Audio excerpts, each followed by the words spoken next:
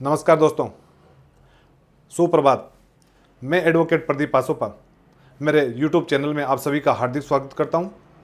जैसा कि मैंने पिछले वीडियो में और कल के शॉर्ट वीडियो में आपको बताया था कि मैं 20 फरवरी को सुबह 10 बजे ऐसा वीडियो लेके आने वाला हूं जो ESI से रिलेटेड है। आज हम इसी टॉपिक पे चर्चा करेंगे।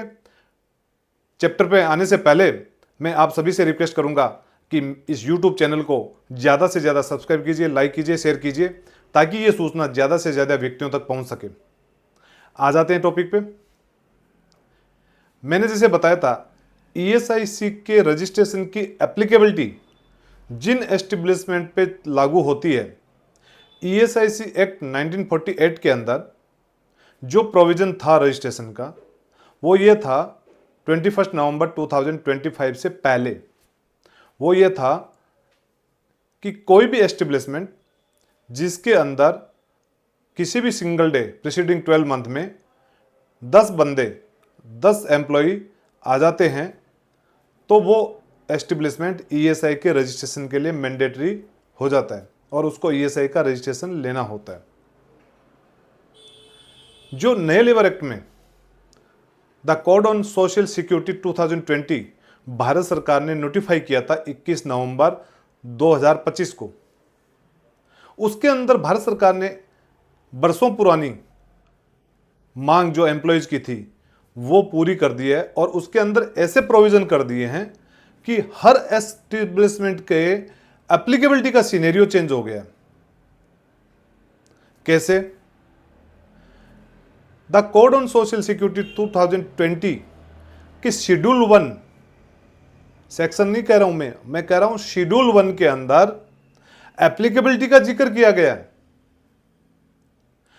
ESIC का जो चैप्टर है वो the code on social security 2020 का चौथा चैप्टर है और शेड्यूल 1 के अंदर ऐसा प्रोविजन कर दिया गया है।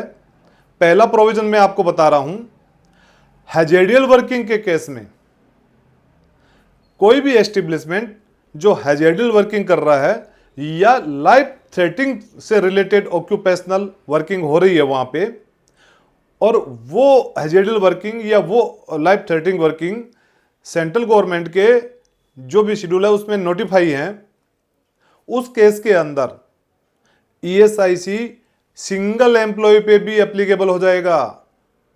मैं दोबारा, जो भी एम्प्लॉय मेरी बात सुन रहे हैं वो ध्यान से सुन लेना। 21 नवंबर 2025 के बाद में हैजेडियल वर्किंग के केस में वो एस्टेब्लिशमेंट या वो कंपनी सिंगल बंदे पे, यदि उसके कंपनी के अंदर सिंगल एम्प्लॉयमेंट है, उस केस में भी ESI मैंडेटरी लागू हो जाएगा। उसको रजिस्ट्रेशन लेना होगा मैंडेटरी में। इसका दूसरा प्रोविजन, इस कोड के अंदर दूसरा एप्लीकेबिलिटी का प्रोविजन यह कर दिया, जिसके अंदर बहुत सारे एस्टेब्लिशमेंट की भी मांग थी, बहुत सारे एम्प्लॉयज की मांग थी कि क्यों न EPFO की तरह ESI का रजिस्ट्रेशन भी वॉलंटरीली मिल जाए, जहां पे एम्प्लॉयर और एम्प्लॉय की कंसेंट हो, बहुत कंसेंट होनी चाहिए। वहां पे क्या ESI का रजिस्ट्रेशन वॉलंटरीली नहीं ले सकते?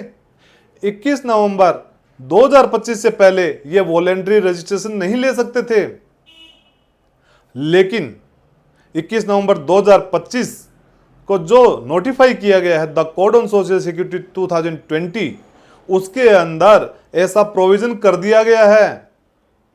अब ESIC का वॉलंटरीली रजिस्ट्रेशन एस्टेब्लिशमेंट ले सकता है। ये दो मेजर प्रोविजन से हर एस्टेब्लिशमेंट, हर कंपनी के एप्लीकेबिलिटी का सिनेरियो चेंज हो गया है। तो जो भी एम्प्लॉयर मेरी बात को सुन रहे हैं वो ध्यान रखना कि हैजेडियल वर्किंग के केस में आपके सिंगल एम्प्लॉय पे भी मैंडेटरी ESI कवरेज आ गई है, और यदि कोई भी establishment voluntarily ESI coverage employ social security के लिए लेना चाहता है तो वो अब ले सकता है। आज के लिए इतना ही।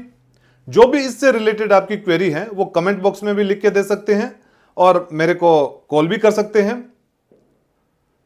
अगले दिन भी मैं एक ईएसआई से रिलेटेड चैप्टर लेके आऊंगा, ईएसआई से रिलेटेड टॉपिक पे चर्चा करूंगा। और वो भी ऐसा है कि बहुत वर्षों से जो हम एस्टेब्लिशमेंट में, कंपनीज में देखते हैं, हर कोई एम्प्लॉय कहता था कि सर मेरी सैलरी 21,000 से सीलिंग लिमिट से ज़्यादा हो गई और मेरे को ईएसआई से बाहर कर दिया गया। उन एम्प्लॉयज की मांग को केवल एक डेफिनेशन को चेंज होते ही वो ईएसआई की कवरेज में आ गए। कैसे? उसके लिए मेरा अगला वीडियो जरूर देखना और हर एम्प्लॉय और हर एस्टेब्लिशमेंट के लिए फायदेमंद होगा। तब तक के लिए आ गया, नमस्कार।